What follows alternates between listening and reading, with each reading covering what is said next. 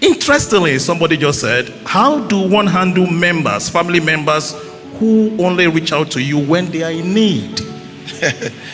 It's a very touching condition or situation. And first, let me say that do not make exclusive what is universal.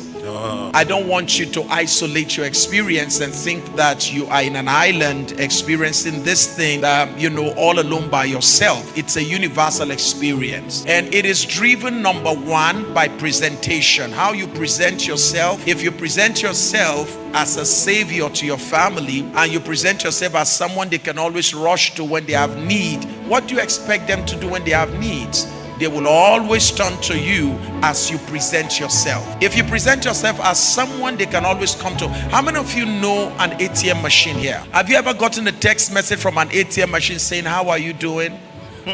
No. The only thing an ATM machine does is to present itself as a dispenser of money. Am I correct?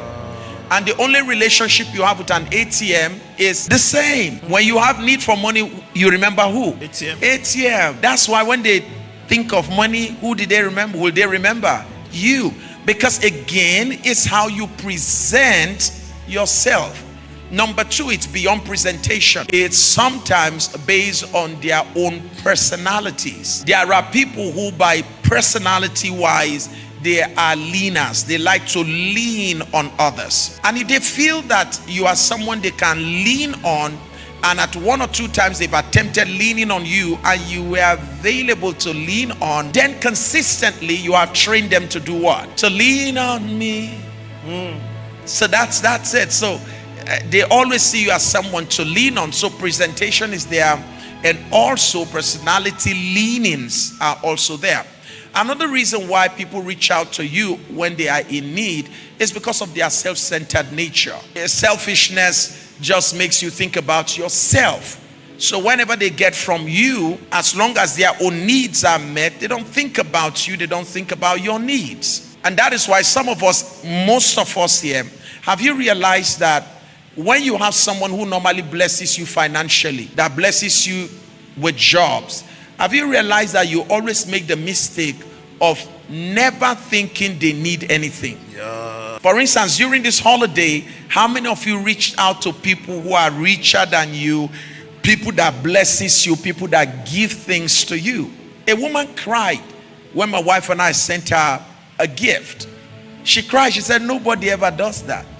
She said, everybody just comes to take from her. So one of the reasons why people reach out to us, we present ourselves that way. They like to lean and we make ourselves available. On the other hand, it's just a selfish thing. Human beings are just naturally selfish.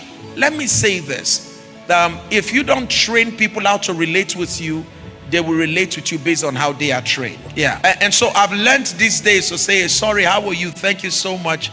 Have you ever thought about just even sending a text message to me to say, hey, how are you doing?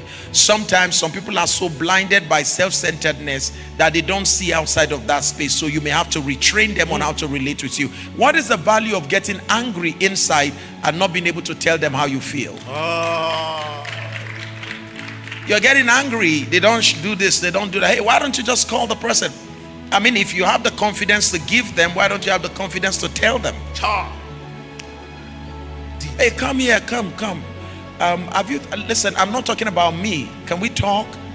Have you ever thought about people that bless you? Have you ever thought about reaching out to them to say thank you? Can you educate them on how to relate with others like you? By so doing, you are educating them on how to relate with you. Does that make sense? Yes, sir. So I'm saying that some people are not trained on how to relate with you from a place of appreciation.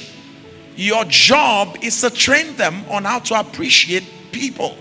And by so doing, you become inclusive. Thank you so much. Thank you so much, Papa. If you have the audacity to give, you can as well train them. Let's celebrate our man of God.